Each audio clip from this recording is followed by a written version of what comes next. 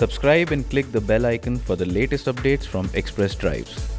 You know what the hottest car segment in India is right now? You guessed it right, it is the compact SUV segment. Every player worth his or her salt has got a product in this segment. However, Hyundai was late to the party. They took their own sweet time to understand the market and have come out with the product called Venue. It has got everything you want and then some more. However, the reigning defending champion in the sub-4-meter SUV space, the Nexon, is not going down without a fight. We've got the petrol automatic versions of both the SUVs here. Let's see which one wins. Welcome to Express Drives.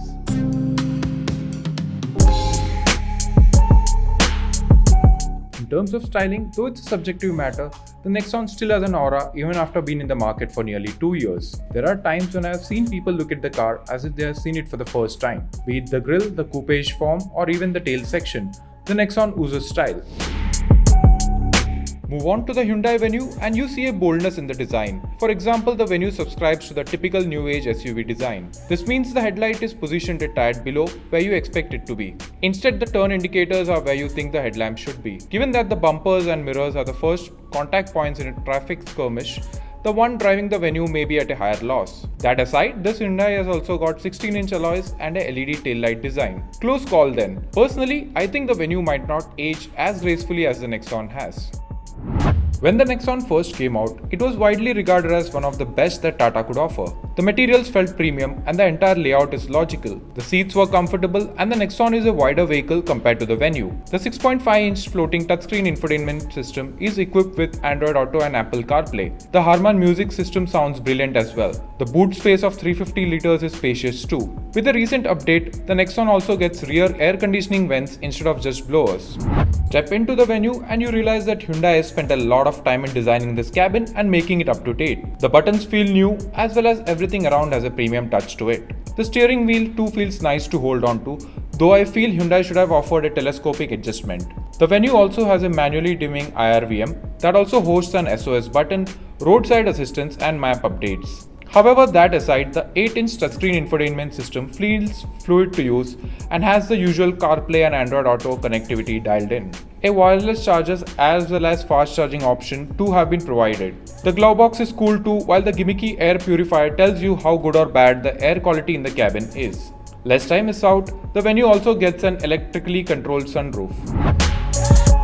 To begin with, I might not be the ideal person to talk about backseat comfort in a compact SUV.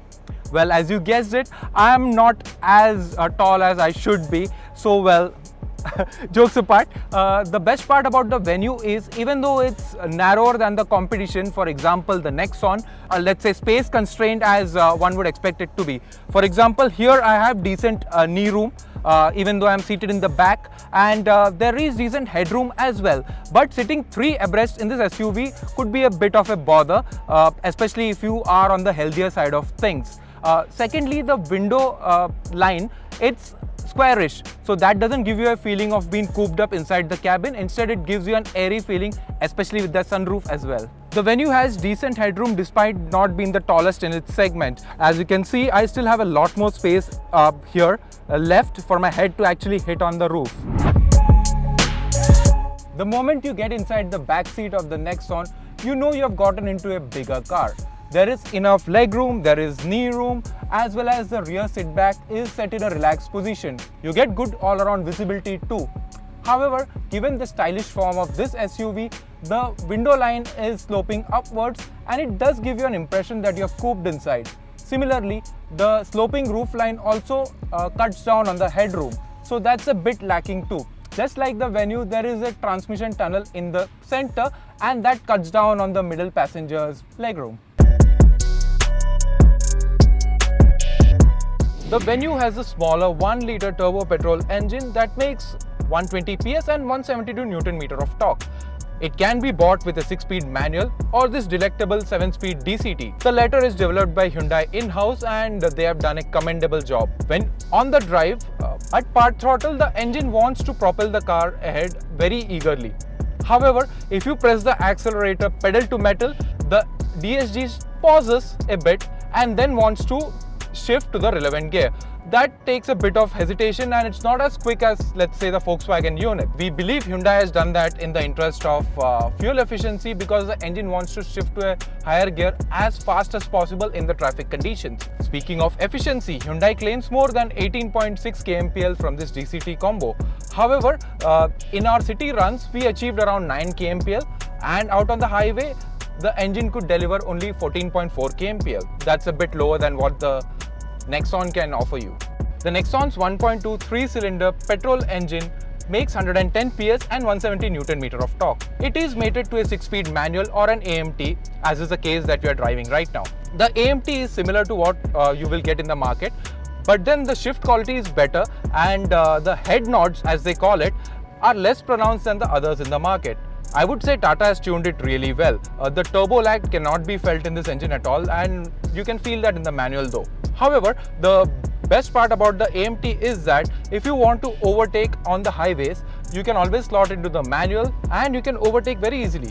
The engine will also hold onto a gear till the higher RPM and then shift. That's a good part. And the other good part is about the fuel efficiency. This Nexon petrol AMT returns around 12 kmpl in the city and a lofty 18.6 kmpl on the highway. That's better than the Venue's figures. And you also get city, sports and eco driving modes in the Nexon, and this will alter your fuel efficiency as well as driving pleasure accordingly. At the ex-showroom price of the Venue Automatic, you can take home the petrol Nexon Automatic Home. The Nexon has got good features, a brilliant ride quality and decent dynamics as well. It pays that it is fuel efficient too.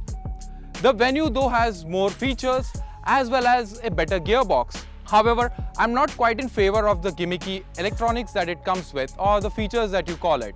The Venue though will be an easier car to live with given that it has better quality on its side. So my choice would be the Venue. If you're ready to pay the extra premium for the Venue, it is the car to go for. However, if you are on a tight budget, the Nexon isn't bad either.